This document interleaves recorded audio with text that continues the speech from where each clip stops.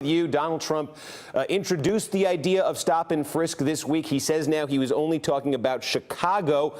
Here's what I'm curious about the politics of this. I went back and looked in New York when this was a major issue a few years ago. 67% of black New Yorkers said they were opposed to this policy. So here's Donald Trump, who says he's out there reaching out to black voters. This is the policy he proposes. This is not going to help him with black voters, is it?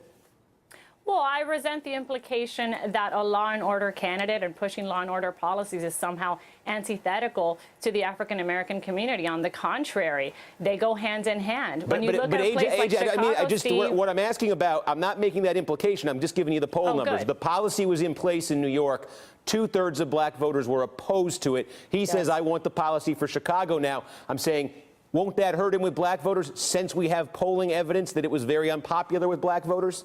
No, I think it was unpopular because they were fed misinformation from the media as far as to how stop and frisk actually worked in the community. And when you look at a place like Chicago or Ohio, where Mr. Trump was speaking, by the way, at an African-American outreach event, which we greatly applaud him for, when you look at a place like Chicago, where they basically stopped using stop and frisk, the numbers are the police department has decreased its usage by about 80%. I think the African-American community in Chicago, if you would ask them, are you perhaps in favor of looking at this policy, maybe coming up with a sensible approach around it, some reforms, but using it quite heavily once again? I think we might be surprised to see what they'd say. It's time to put an end to the violence there, Steve. And when you see children being shot in the streets, African-American children who should be safe, I'd be curious to see how African-Americans would feel about an actual policy proposal, not like Hillary Clinton's, but one like Donald Trump's that specifically might actually help the community. Well, Nina Turner, let me ask you, stop and frisk here in New York, basically over a generation.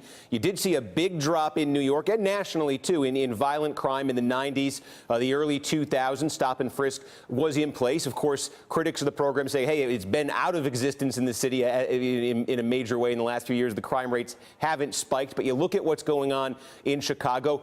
Could there be some positive from implementing a program like that in terms of the crime rate? Steve, not stop and frisk. And, you know, even Mayor de Blasio, when he talked about how crime has gone down in New York over the last 3 years, it was very clear that that was unconstitutional, and it was a racist policy. We know that disproportionately African Americans and Latino folks were stopped and frisked as if they are somehow more criminal than somebody else. And what I will say is that if a community speaks up, the African American community was polled, and it wasn't the skewing of the mainstream media, in that they do not like that policy. Now, Chicago does need some help. There's no doubt about it. There's no way for us to spin out of that the violence in that city and some of the violence that we see in cities all across this country need to be addressed, not when we're in crisis, but coming to the table together. But stop and frisk is not the type of policy that should be used to really bring about the peace and trust and accountability that we need in our communities across this country. Well, meanwhile, today, Donald Trump's running mate, Mike Pence, said that this country should put an end to the debate about institutional bias or racism, those are his words there, within law enforcement after tragedies like this. Here's Pence. Donald Trump and I believe that there's been far too much of this talk of institutional bias or racism within law enforcement. That police officers are human beings, and in difficult and life-threatening situations, mistakes are made.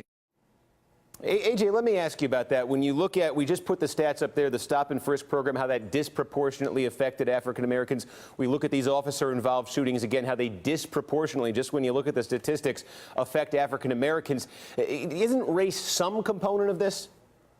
Yeah, always there is. But listen, at the end of the day, when you have a policy like stop and frisk, whether it was disproportionately affecting certain communities or certain people look at it that way, let's take a look at the actual stats. You had hundreds in just 1 year alone in 2014 in New York. I think it was 400 guns were taken off the streets because of stop and frisk. So whether we can get into a debate as to whether it disproportionately impacts racial communities or not, the fact is it does remove crime. And yes, Pence has a point, but Donald Trump, let's keep in mind, also said that Tulsa, the officer there, did behave inappropriately. He criticized her. And I don't think those are mutually exclusive. I think Pence is absolutely correct that we need to stop this talk of institutional racism in our police departments. Oh my Many God. of these brave officers, like the one in Charlotte, are African-American themselves. Nina Turner. Steve, I just, listen. Institutional racism exists in this country. African-American community is not delusional about this. What is happening in Charlotte is not just about Charlotte, it's about Tulsa, it's about Cleveland, it's about Baltimore, it's about Ferguson. It is about the fact that racism exists in the DNA of America, and the only way that we're going to deal with it is to confess our sins. It didn't start with police and it doesn't end with police. It is the entire system. And as an African-American mother of an African-American son who is a law enforcement officer, who has been racially profiled throughout his life, who does wear a badge and a gun, who I do worry about on both ends, let me just tell you this. We have to deal with these issues in a very real way, and the African-American community is sick and tired of the same sad song being played over and over and over and over again. And just like novelist James Baldwin and activist James Baldwin said, he said to be black in America and to be relatively conscious is to be in a rage all the time. And when we have leaders who don't even want to acknowledge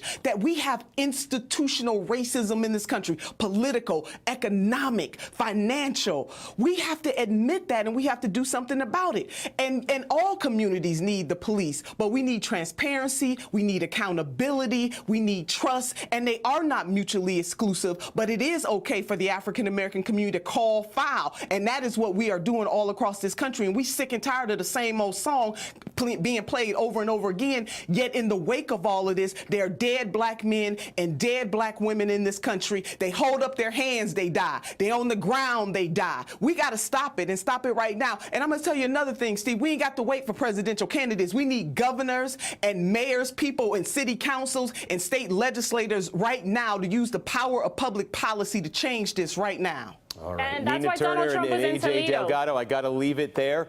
Thank you for the time, though. We Thank you. appreciate it.